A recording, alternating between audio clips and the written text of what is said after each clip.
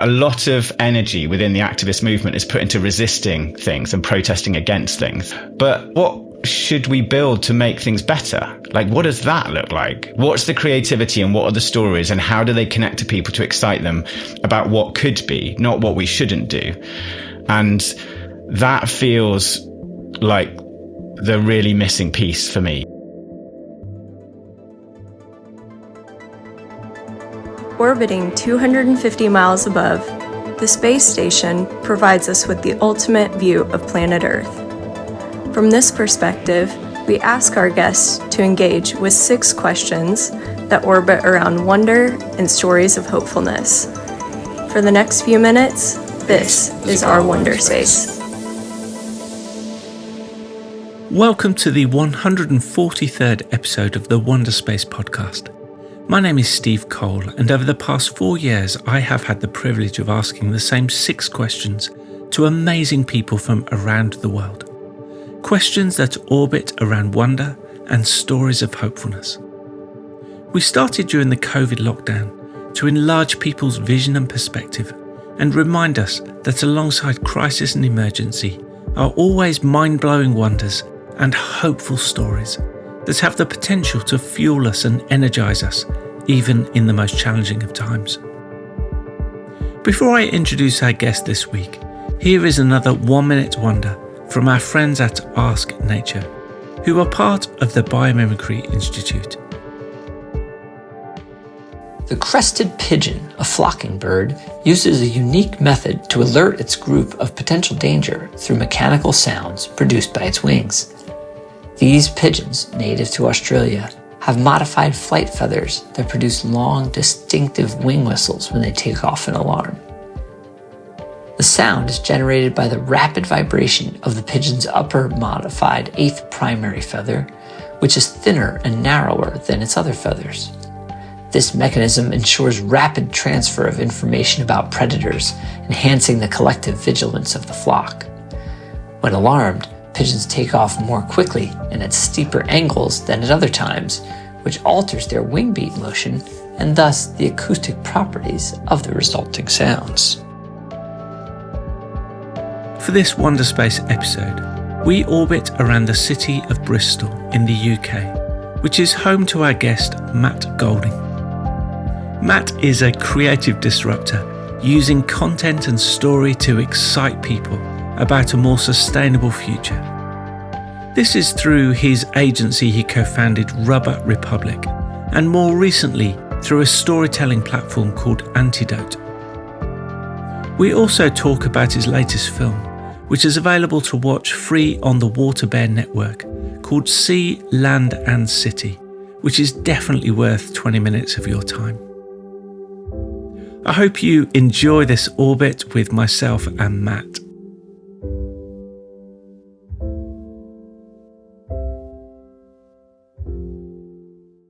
So Matt, it's great to have you on board a Wonderspace orbit today.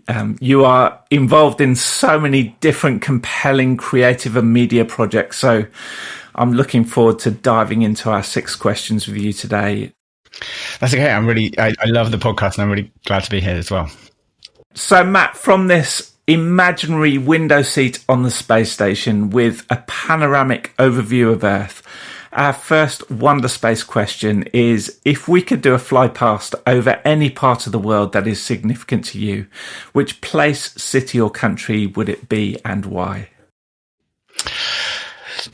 Well, so I think for me, it would probably be this tiny little bit near the beginning of the River Thames where I grew up, which I feel really lucky to have been near. And the reason is I spent a huge part of my childhood, especially when I was really young, outside, or certainly when I was in my kind of early teenage years. And then I guess a huge amount of what I've done with the rest of my life relates to this idea of being in nature and feeling like a part of nature. Like I grew up in streams, in fields, and a lot of my memory of that time is being in nature with a perspective that is really low down, like being just above the water in a brook, being in the grass in a field. And also this sense that the things you're looking at are more hardy and longer lasting than you. Like seeing a tree and being, even when I was 7, like, oh my God, the weather was horrific yesterday and I had the luxury of being in the house and that tree was just standing there taking it. And so like feeling like I was part of that, but also recognizing the luxury of being able to escape it. The thing that's interesting then as I've got older is even that I felt was so magical and kind of gave me that perspective of being part of that more than this mad world that we live in most of the time. That wasn't really nature. I grew up in the Thames floodplain. We've turned into farmland, a piece of flat ground that should really be like a river's natural course. And it's all man-made anyway. It's like what I thought was nature isn't. But that's where I would go, because it reminds me of that perspective that I'm just another animal. We are just another animal in this world, and the place we spend most of our time is the exception, not the rule. Matt, our second question focuses in on you and your story. So, Matt, give us a glimpse into your life story so far with an emphasis on what you're doing currently. Okay, so I did grow up in the countryside slightly naively, didn't know what the hell to do with my life. My school was not wildly helpful in giving careers advice. And I somewhat inadvertently ended up on an engineering degree because I'd asked to do something creative to a careers advisor. But I didn't want to go and do a photography diploma, which is what everyone else who went and told them that got sent to do. And they somehow advised me to do engineering, which I quickly realized wasn't wildly creative. But I was in it by that point. So I kind of committed and finished it. But while I was doing that, it did teach me some things. I went and got some work in that world, but it was mad. For such a powerful industry, so much emphasis was put on saving money versus being creative. And that startled me. And I guess it drove in me this sense that creativity is really what I consider people's superpower. Yeah. And I wanted to try and do something that felt like it valued that more. And so I was a musician and I played in a band. That probably wasn't the answer. I realized that. But I started telling stories. I started making films. So this was at the dawn of the internet and it was crazy. We could make tiny films. So I started doing this with a couple of friends and we could reach audiences by making films and putting them on the internet. And this is before YouTube. So like it was, but the recognition that the power of story could reach lots of people. And so we started to do that. We set up a political satire website during the 2001 election. So this is a while ago. And ended up immediately on the news as like commentators on politics. And I didn't really know much about politics, but the fact that could even happen was kind of bewildering. Yeah. And then that evolved into doing a load of work that tried to use creativity and storytelling to reach people and affect change. And some of that was in the political world. Some of that was just for fun, made a lot of comedy. We ended up making viral films for organizations, and that got bigger and bigger until we were working for like people like Disney, eBay, and people reaching literally millions of people with crazy films. I became present in these worlds that I'd never expected to, primarily inside big businesses and massive charities. So we did work for Cancer Research UK, work for big organizations like Disney. And when you see them for the inside, I guess all of these rules that I'd been taught were rules, like how business works, what motivates people, they did not look true. There was a kind of real sense that we've built a world based on stories that are not true. And I guess it made me realize two things. One, the thing I've said, the stories that we've been told are not real. They're not true. And two, people inside those organizations aren't bad or evil. They're just following the rules that we've told ourselves and they're doing the things we've told ourselves you need to do. And so the system is just self-perpetuating, but completely made up. Yeah. And I guess so then I started looking at how we could do things differently. And so in 2019, I voluntarily rebooted the entire studio that I'd created and tried to work out how we could use it to only use the storytelling skills we'd built for positive transformation, and started a period of working with organizations like Extinction Rebellion, the Youth Climate Strikers, Triodos Bank, lots of organizations that are doing things to push things forward. And that's been what I've done for the last 5 years, trying to work out how story can help in those spheres. But the thing, I guess, that became present to me doing that for a bit of time was that a lot of it, not Triodos Bank, they do great things, but a lot of energy within the activist movement is put into resisting things and protesting against things. And we could use creativity to do that better. And we've tried, and some of it's worked.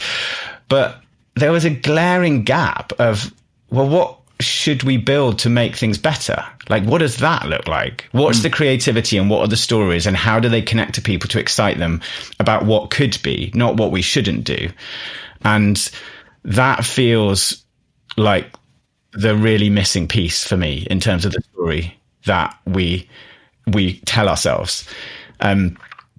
We roughly know what that looks like, but we don't spend enough time and energy either telling that story or working out how to make it connect with people. Yeah. So going back to the beginning of what I started out doing, making stories that millions of people share, I don't know if we know how to do that. So the latest thing I'm doing is trying to work on understanding that. How could the stories of what could be and what unites us and what our brilliance is be told in ways that are super exciting, don't sound kind of like utopian naive crap, that get people drawn in and entice them into making that happen. We walked around Bristol, didn't we, around 12 months back, and you were talking about this platform idea, which you've called Antidote, which I absolutely love. So just give us a lowdown of how it's evolving and how it's developing and the ambition of it.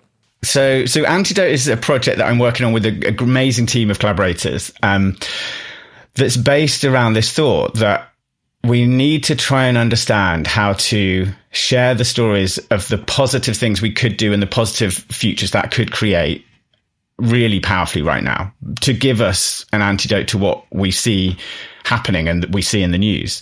A key thought there is that it's already happening, and the most exciting places it's already happening are in communities around the world, around the UK and around the world. People are already coming together to, off their own back, try and work out how to overcome some of the biggest challenges we face, whether that's through communities coming together to create renewable energy projects that they co-own, or housing projects that they all live in together, or looking at new ways to take ownership of the democratic decision making in their local area, or looking at new ways to grow food and transform the way we feed ourselves and work with nature to kind of allow ourselves to feed ourselves whilst not destroying nature.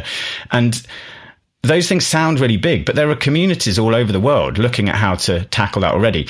And in some ways, that feels more exciting and more powerful than what's happening at a political level or a corporate level. Yeah. A corporation is still trapped within this broken economic system that does allow it to move things forward, but only if it can make it money, which rules out a whole load of other stuff it could do, but it can't. And politicians and the political sphere is doing some useful stuff. And I'm not demonizing the work to push those things forward. That is vital. But there's not much spotlight put on what regular people are doing, just using their ingenuity, their creativity, and their collaboration. And so Antidote is a project to try and learn how to share those stories more, make them exciting to a broader audience, make people more aware of what's already happening all around them, and make them aware of what future that could lead to, which for most people would probably be more exciting and better for them. Yes. When people have done work asking broad sections of people what they all want in the future, there's a huge alignment around certain things like more community, less sense of competition, more sense of balance between work and home life, more time for family. And that is exactly what people are building with these little projects all over the world. So for most people, it feels like they're going to potentially give what everyone is asking for, but they feel small, and the way the stories are told feels so out of kilter with the scale of the challenges we face, whether that's climate inequality, the mental health crisis. You know, it would be easy to tell these stories in ways that felt like they were a nice distraction from that rather than the solution to it. And so Antidote is a project that's trying to reposition those stories as exciting, invitational, like things we could all get involved in, accessible, but also potentially world changing. Brilliant. Love it. And Matt, over the last year, you've been also working with Wonder Room founder Mary Cahill on a film called Sea, Land and City, which I sat with you, didn't I, during the opening screening, which was amazing. So give us the lowdown of that film also, and to the vision of the idea behind the film.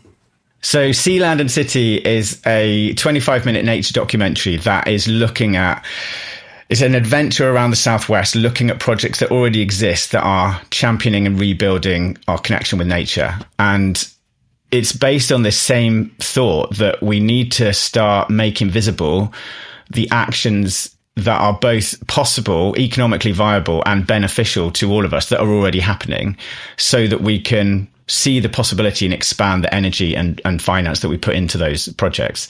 And so, yeah, I've made it with Mairead Cahill, who originated the idea at Blue Earth Summit a couple of years ago.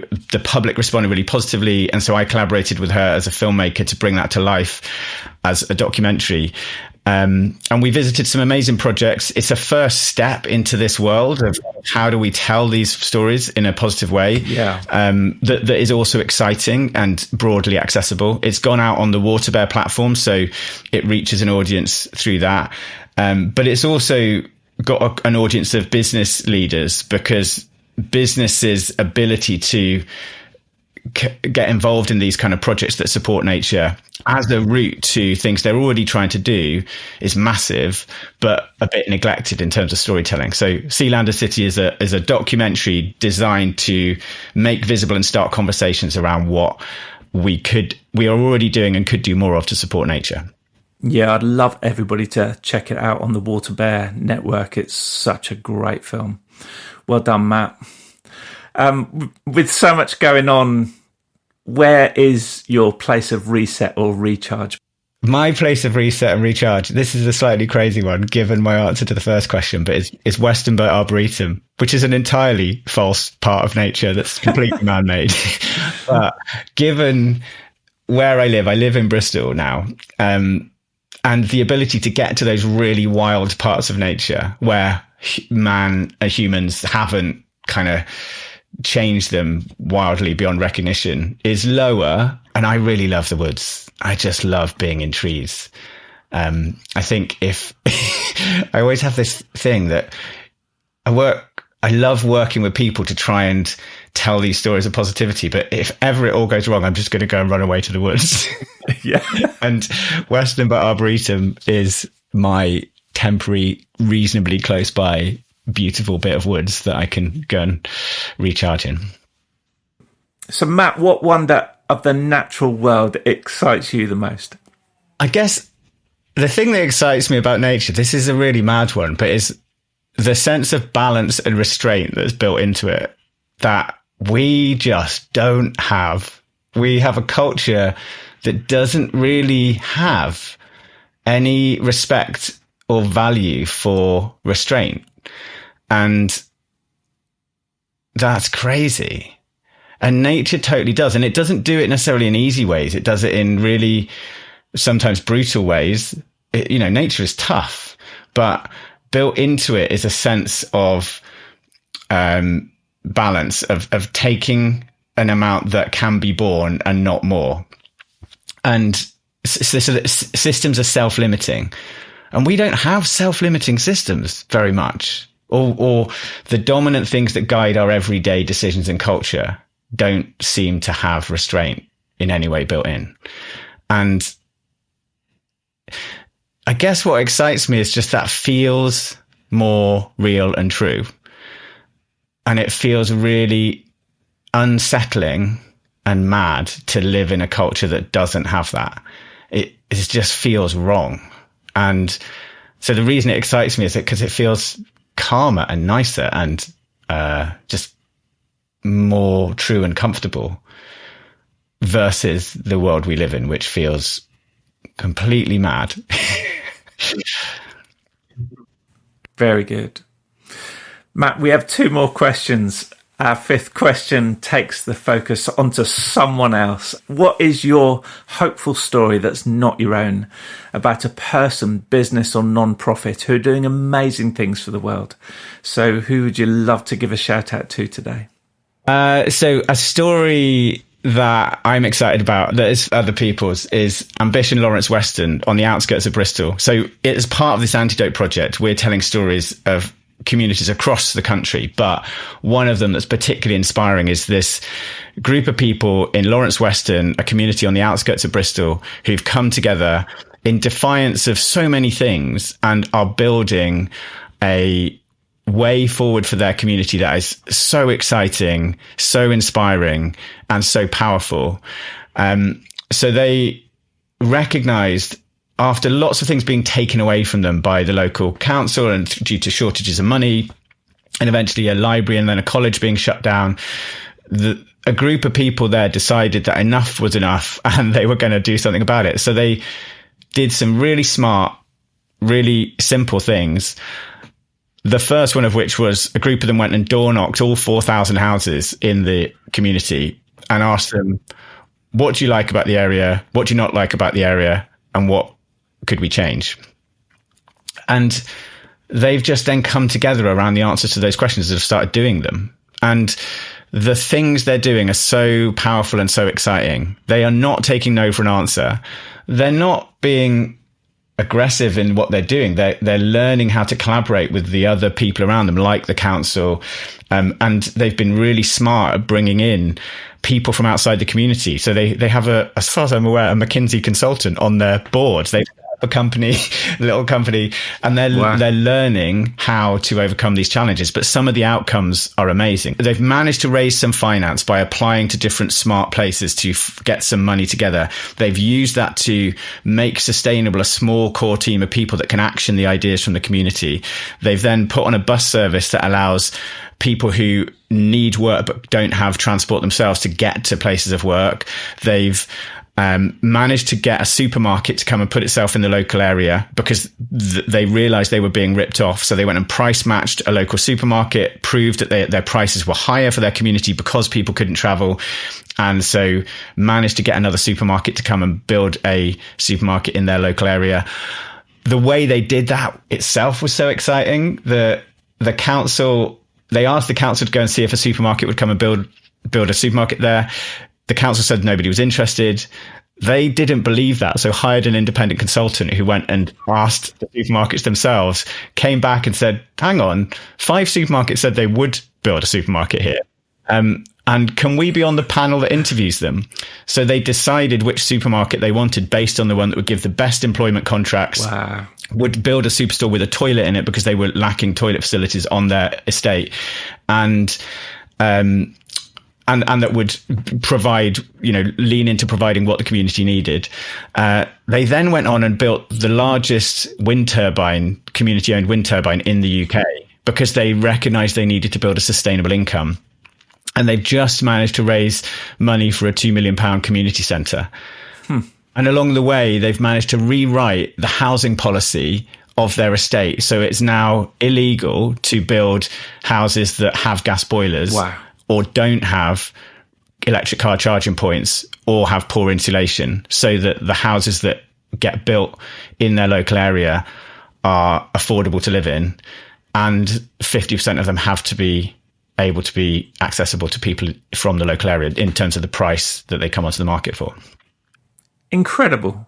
And it's so hopeful, isn't it? There's a community called East Marsh United in Grimsby that again just come together in a very similar way and doing some really extraordinary things together as a community.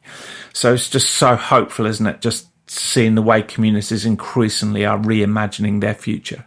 Absolutely. And that's a really important thing, I think, that we're told we need support from these powerful people in politics or in corporations to do the work and the change that's needed. We're told we need the innovation of big corporations. And to some extent, we might need some of that.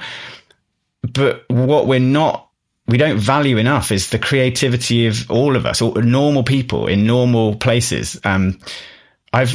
I've done creative work my whole life, and the thing that always excites me is creativity isn't hidden in the places we think it is. It's not just in the minds of writers and theatre makers and filmmakers and etc. It's present in everyone. You can get really boring accountants, but you can get really creative accountants. And the really creative accountants start challenging the ways our economic system works, and that's really valuable. Yeah. And smart people in all kinds of places and roles have creativity, and that ability to see that, people imagining the future they want and just building it, just going ahead and saying, well, why don't we make it? That is exciting. And that's where I think the leadership from those communities and the potential in terms of change, the heart of it really lies there. And so much, if you look back in history, so much change has come from those places. The NHS was born out of an experiment by a group of people in a coal mining town in Wales, looking at how could they provide healthcare for themselves.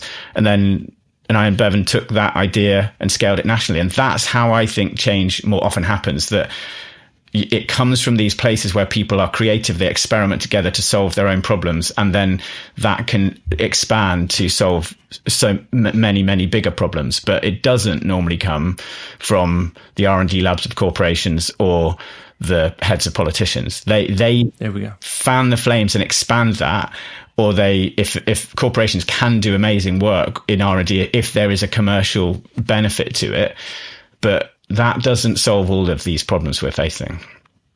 Matt, this has been such an inspiring orbit, but as we draw our time to a close and prepare to re-enter the Earth's atmosphere, what insight, wisdom, or question would you like to leave with us? The thing that I think is most important for us to remember at this moment is that the majority of people are smart, kind, and collaborative. And I say that because we're being told in the media or the social media platforms we exist in often amplify the opposite of that and make us feel that we are divided, in competition, and disagree. And I don't think that's true. I think the reality is most people want the same things. Yeah. They are willing to collaborate, and they come with an open heart and creativity. The problem is the system we put around them, or put around ourselves, all of us. And we're all trapped in it, and we're all guilty of doing all of those things. And it's really hard to hold ourselves back from that, to not look at others and say, oh, of course, that's stupid. That's the problem. And I'm as guilty of it as anyone, and I try and hold myself back from it. But I guess the thought is we are kind, creative, collaborative people, creatures, and we have to remember that and keep coming back to that sense of unity. Brilliant. And for people wanting to find out more about Antidote, Rubber Republic, Sea, Land and City Film, where's the best place to go and find out more? Well, Rubber Republic is on rubberrepublic.com. Antidote, check it out. It's on antidotelive.studio and on social media. So that is a social media project. Accepting everything I just said about social media is a challenging environment, but we have to get these stories out in places where people can access them. Yeah. And Sea, Land and City is on Waterbear. So it's a 25-minute documentary on the Waterbear platform, which I think is waterbear.com. Yeah. And you can watch it for free on there. You have to get a login, but the login is free. Matt, you are brilliant. I see you as such a disruptor and a maverick, but someone with deep compassion for people and planet, which is so compelling. So thanks so much for orbiting with us. Thank you, Steve. I really value your support. Thank you.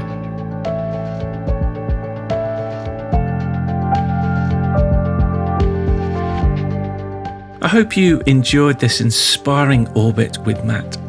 The transcript, together with all the organisational links, can be found on Matt's episode page at ourwonder.space.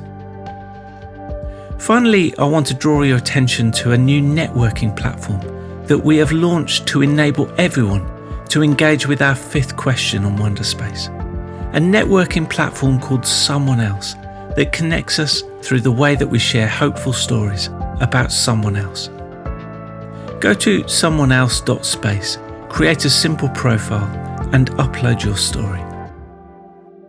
Thanks again to Matt and to you for listening.